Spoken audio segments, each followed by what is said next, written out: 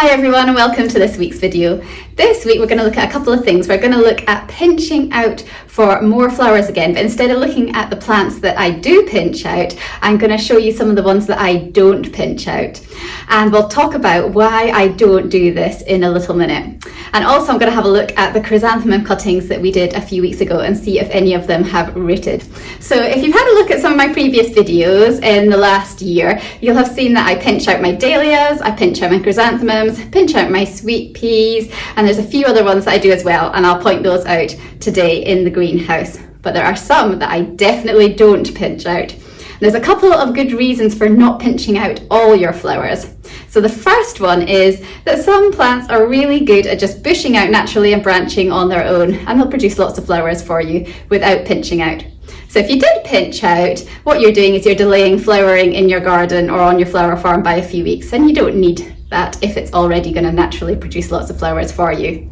The second reason that you might not want to pinch out a plant is because that particular plant might only send up one single flowering stem in its life. So if you pinch that one flowering stem out, it won't flower, and that will be the end of that plant doing what you wanted it to do. So you really don't want to be taking away the only flower you're going to get in that circumstance. So we're going to have a look around the greenhouse today, and I'm going to point out to you the flowers that I do not pinch out because they don't need it. And I'm also going to point out some of the other ones that I've been doing other than what we've mentioned from the sweet peas and the dahlias, the chrysanthemums before, just to give you some more idea. So let's go just now and have a look around the greenhouse and see which flowers we're going to pinch out and which ones we're not. So over here in the greenhouse I have got my sunflowers that I've started off. And I grow the Pro Cut series of sunflowers, and these send up one single flowering stem in their lifetime. So if I was to pinch these out now, I would get no flowers at all. Now some sunflowers are branching varieties of sunflowers, and in that case you could pinch them out if you did want more blooms that were a more manageable size. But the single stem varieties of sunflowers you don't want to be pinching out because you would just lose your flowers in that case. So these sunflowers have been growing away quite happily in the greenhouse, and they now need to be hardened off and planted out in the garden. And then I need to start sowing some more sunflower seeds so that I've got a succession of sunflowers coming throughout the season. These Scabious seedlings are definitely ready to get hardened off and put in the garden. They're growing away really well in here in the greenhouse, and these are ones that I don't pinch out either. They just branch out really nicely into bushy plants, lots and lots of stems, without needing to pinch them out. Over here in the greenhouse I have got some stalks, and these annual flowering stalks I don't pinch out either because these send up one single flowering stem, and I would just lose my flowers if I was to pinch them out. Statice is another seedling that I don't pinch out. It produces lots of flowers on its own and doesn't need pinching out, so I'll just leave those ones be in the garden. So this is annual phlox cherry caramel, and it is a really nice one to pinch out as well. This is one that you can do, and it is already producing side branches here. You can see where I took it out there from pinching, and it's got lots of nice strong stems coming out the side now instead of just one. So Larkspur is another plant that you can pinch out for bushier growth and more flowers. And you can see here this one's been pinched out. Maybe just see that down there. You can see the original stem, and then it's starting to branch out at the sides now. And this one hasn't been pinched out, so it is taller, but you can see that it's just shooting up a single stem instead of putting out a few different branches. So we'll have later flowers with this one, but we'll have more flowers. So these are cornflowers, which I've pinched out as well. It's another good one for pinching out. And you can just see the pinched out stem down there. And you can see that it's branched out on either side there.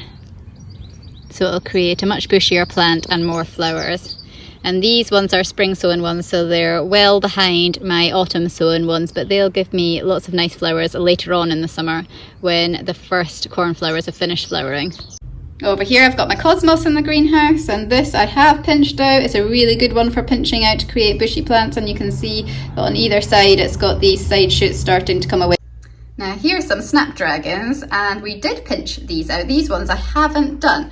And I did do some a few weeks ago in a video that I showed you, but I haven't done all of them. And the reason for this is that you delay flowering by pinching out. So what I want to do is I want to pinch out some of my snapdragons so that I've got lots of lovely flowers and bushy plants, but I'm just going to keep a few back that I don't pinch out so that I will get earlier flowers from these. So it's up to you really how much pinching out you want to do. You could do all your flowers, delay flowering until later in the summer and get lots and lots then, or you could have a few that you don't pinch out so that you'll get earlier summer flowers, and then follow that up by pinching some so you'll get lots and lots of late summer flowers. It's just a question of when you want things to flower really and how many flowers you want to get. So here's one of my little Snapdragon seedlings that I did pinch out, and you can see where it was pinched there on it in the middle, and here are two little side branches that are starting to grow out, so that's really good. It's going to start bushing out there. So that's a look around the greenhouse and what I've been pinching out and what I haven't at the moment. And if you want to see a list of the flowers that I do pinch and that I don't pinch this year so far, I've put them in the description for this video, which you can have a look at. And now we'll go and have a little look at the chrysanthemum cuttings and see how we've got on with them. So here are my pots of chrysanthemum cuttings. Can you remember from a video a few weeks back I showed you how to take the cuttings, and these are looking really good now. So they're looking green and leafy, and they've grown a lot. If you remember having a look back at the previous video what they looked like when they first went in the pot, they were very small because we take a lot of the leaf growth off the top so it can concentrate on putting down roots. And a good way to tell that your cuttings have taken is when you start to get lots more leafy growth on the top again. And also we can have a look underneath and you might be able to see some roots coming through, so you can there. So that's another good sign that they've taken. So what we're going to do now is we're going to empty these pots out carefully, and we're going to individually plant up the rooted chrysanthemums, and then we'll have lots of new plants. So I've just filled up some 3-inch pots with some potting on compost, and I have just soaked that in a tray of water so it's nice and damp and ready for my new little seedling plants. Let's see if we've got any little rooted cuttings in here. Going to take it out and look at that. You can see a good root system coming on there. We've got lots of new lovely chrysanthemums. So your chrysanthemums that I've just taken out of the pot should break apart fairly easily. Don't tug at them too much, just gently prise them apart, and you should find that you've got some lovely new plants there. So you can see there, look at that, that's got lots of lovely roots on it, and it's ready to be potted up. So I've got my 3-inch pot here, and I'm just going to use my finger to make a hole. Now the stems on this are rather sturdy because you can see I'm holding it by the stem there, and normally I wouldn't hold a seedling by the stem at all because it would easily snap, but these are quite sturdy. And then in it goes. And we've got a lovely new chrysanthemum plant coming away there. We'll do another one. Let's have a look. And there's another one with lots of lovely new roots on it. Pop it in the hole we've made, and then gently just press the compost around it. So these have been really successful and not taken long at all to root, just a few weeks. Might find that not all of them have taken in your pot, but so far all of these ones have that I've taken out just now. And I'm going to grow them on in the greenhouse for the next few weeks, and once they get underway and established, then I will then go and plant them outside once they're hardened off. You can see there's one that hasn't taken, so that one hasn't worked so well.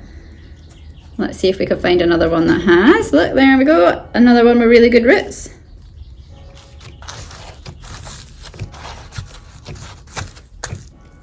So that's really exciting. After that one pot of little cuttings that we took, we have got all these plants here. We've got 12 plants that took out of one pot, and the only cutting that didn't take, we had just one of those. So I think that's really good. So we got 12 out of 13 cuttings taken, lots of new plants. So I'll go on to the next pot now and see what we've got there as well. So these are going to be kept moist.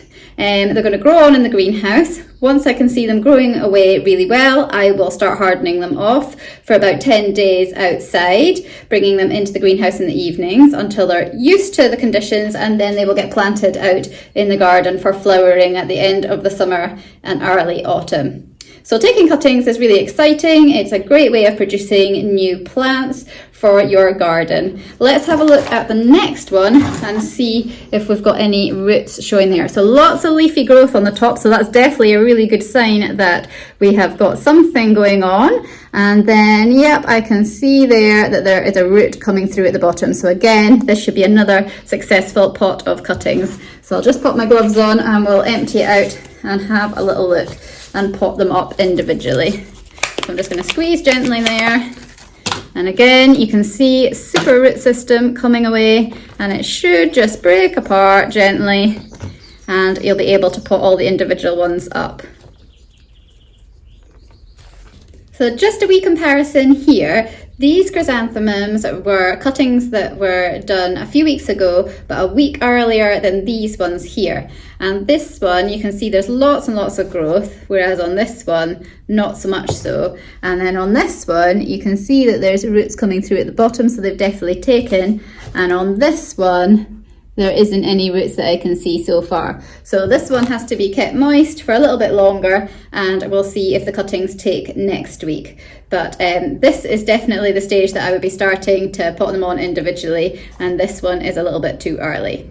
So when you're pinching out your plants, then remember that a lot of the pinched out sections you can take as cuttings and make new plants too. So this is an example here. This is some phlox that I have pinched out, which I showed you just a little bit earlier in the video. And it's got some lovely nice new roots on it, and that will make a new plant as well. And some other good ones that you can do this with is, well, we've got the chrysanthemums, dahlias as well. If you're pinching out dahlias, then this has started to get some nice roots on it, so you can take some dahlia cuttings. Gypsophila is another Covent garden is an annual that I pinch out, and again it has rooted, so we can pot that up. Sweet peas, the pinched out sections from that, you can get some nice new plants as well. Cornflowers, I pinch those out and you can get them rooting, so all sorts of things to try. Here's another phlox with lots of lovely roots on it, so I'm going to pot all these up just now that I've shown you, and they're going to create some new plants for me. So don't throw away out your pinched out sections, have a go and see if you can create some new plants from them. So that's been a fantastic morning in the greenhouse, getting all those little seedlings from the cuttings all potted up in their own individual pots, and we are going to get lots of lovely chrysanthemums growing away happily in the greenhouse in the next couple of weeks before they get planted outside. And what I'll do is I'll leave in the description of the video a list of the flowers that I do pinch out and the ones that I don't, and that'll give you an idea to follow along at home if you would like to. It won't be a definitive list of every flower out there, whether to pinch or not. It'll just be a list of the ones that I do grow here at Cloudberry Flowers, but hopefully it'll give you a good starting point on which ones to stay away from and not pinch, and which ones that you can. So really busy few weeks coming up here at Cloudberry Flowers. I've got quite behind on the growing side of things in the last few weeks. So I've had continuous weddings now since mid-April to now, and I've got another wedding this weekend. And when that happens, I spend a lot more of my time arranging and cutting flowers than I do growing. So things go a bit by the wayside. So next week when it is quieter, I'm going to really crack on and try and get a lot of things planted out in the flower beds outside. So I've got lots of stuff hardening off outside the greenhouse just now. I've got more in a minute that I'm going to take outside and get hardening off, and then it's all full steam ahead. Weather-wise at the moment, we've had a bit of a tricky couple of weeks. Last week we had a lot of wind. It was enough to take things away from their stakes. It took a big tree branch down actually in the garden, which we had to go and clear up. So I've got a bit of fixing to do next week, a lot of tying in again. I need to get my stakes in, I need to get my horizontal netting in place when I'm planting all these things out. And we've also had a lot of rain, and that's meant that the weeds have really shot up, and I need to get on top of that as well. When you're flower farming, it's not quite like gardening. You're never going to have a perfectly beautiful garden. There's just too much work out there. You're going to have weeds alongside your flowers, but I can definitely tackle some of the main big ones that I have in the garden, and I'll maybe show you what some of my worst culprits are in the garden next week. And also we really do want to clear the greenhouse out because of it's getting too hot in here. Things aren't going to respond well and grow well. The weather hasn't been great in the last week to heat it up, but as soon as that sun comes out, then it does really get hot in here. Even with the automatic vents and things open and the side vents, it's still very, very toasty. And the sun is supposed to be coming back, so we'll wait and see. It's the 1st of June, there's no more frost now, which is great. That means the dahlias can go out, but the weather this year hasn't been great. I haven't actually been able to go outside and garden in a t-shirt yet. I've still got my winter jumpers on and my jackets and things, so I'm hoping that we get some calmer weather with not so much wind, that we get a bit of sunshine, and a bit of rain at night would be nice as well, so that we don't have to do so much watering. So join me next week. We'll have a look at what I planted out, have a look at some of those weeds, and check out what's flowering as well.